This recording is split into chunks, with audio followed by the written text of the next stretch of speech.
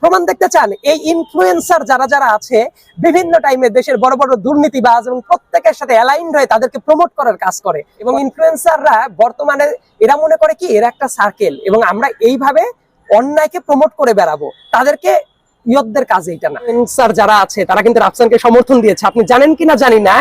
দেখবেন যে আতিক ভাই যে আছে, তারপর দেখবেন সালমান মুক্তাদির যে আছে, তারপর দেখবেন আরো কয়েকজন, তারা কিন্তু আমার ভিডিওটা আপলোড করে তারা কিন্তু অ্যাপোলজেটিক হয়ে তারা বলছে যে রাফসানের ভিডিওটা দেখে তারা বুঝতে পারে নাই, কিন্তু আমার ভিডিওটা দেখার পরে তাদের ওই বোধোদয় হয়েছে। বাংলাদেশে যেভাবে কন্টেন্ট ক্রিয়েটর তৈরি হচ্ছে, ইনফ্লুয়েন্সার তৈরি হচ্ছে, তাদের উদ্দেশ্যে কি বলবেন যে তারা একটা বিষয় আসলে পড়াশোনা করুক বা হচ্ছে যে জ্ঞান রাখুক, কোনো কিছু নিয়ে কথা বলতে হলে জানুক, এই বিষয় নিয়ে আপনি কি বলবেন? এই ব্যাপারটা নিয়ে কি বলি, বর্তমানে মানুষটা একটা অদ্ভুত বাবলে বাস করছে। তারা মনে করে ওইটাই দুনিয়ার একমাত্র জায়গা।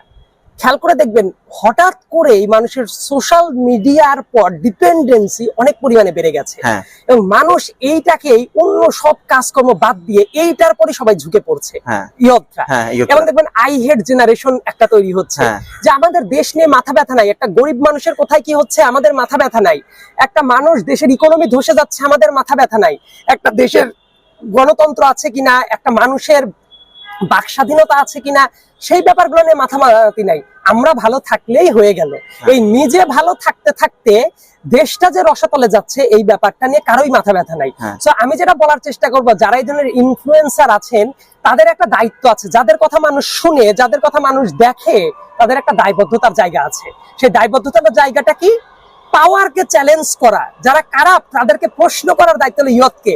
আপনারা কবি সাহিত্যিকদের ভাষা পড়েন, নজরুলের কথা বলেন, দেখবেন তারুণ্যের বিষয়টাই তো হইল কি অন্যায়ের সাথে প্রতিবাদ করে। আর বর্তমানে এই তারুণ্য যাদের আছে তাদের অন্যায়ের সাথে কমপ্লাই করে, অন্যায়ের সাথে হাতে হাত রেখে চলে। প্রমাণ দেখতে চান? এই ইনফ্লুয়েন্সার যারা যারা আছে বিভিন্ন টাইমে দেশের বড় বড় দুর্নীতিবাজ এবং প্রত্যেকের সাথে অ্যালাইন্ড হয়ে তাদেরকে প্রমোট করার কাজ করে। এইটা কি ইয়তদের অবস্থা হওয়া উচিত?